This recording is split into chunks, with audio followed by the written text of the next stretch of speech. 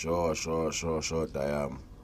Ebengicela ubuza indawo nilayini yabantu ababethweza imfene. Awe, ukatyiwa nawe sibali. Yake yanibamba laa nto leya. Yes, sesizambamba. Una, khawume ngemfene.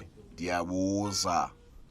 Oh, hayi bro yaba andikosho nelayini nekuyo apha ndiyazi noba ndiyantoni uba yantoni.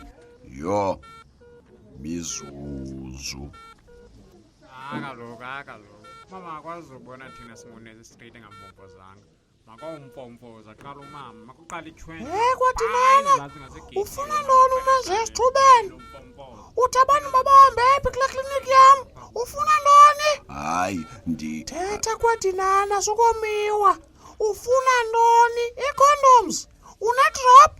Hayi mama nesi, ndicela ubuza uba Loleni, khawubethwe imfene umaphi? Andinexesha lezi zinto zenu zesinxilo mna kwathi nana. Ixesha lam lelanji leli. Ndithe abapilisi phaa, amazinyo phaa, abongonjiweyo phaa.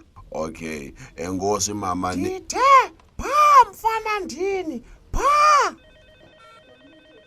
Tamkhulu, awuzazi iipilisi bazithathwa phi ngoku, Hayi mani le. Tamkhulu, uphendula kuncedi. Ufuna ntoni apha? Ntombam, iipilisi zamathambo. Iza next week, tamkhulu, because sirotshwe iipilisi.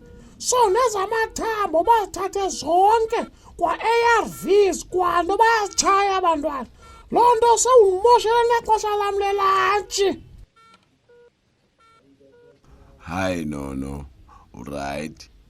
Right? Yo, hayi ndi-right nam ngaphandle nje kweempam ezimbalwa from esilwanyana. But never mind. Oh, sure. Ndicela inamba yakho man, ndibawela umntu ozondifundisa upheka via mobile call interrogation systems. What did you get your English? Ina. 084 994 700. Andivanga egqibeleni. Uthini? No. Yintoni ngoku le? What? Hamba. Ndicela ume phaa.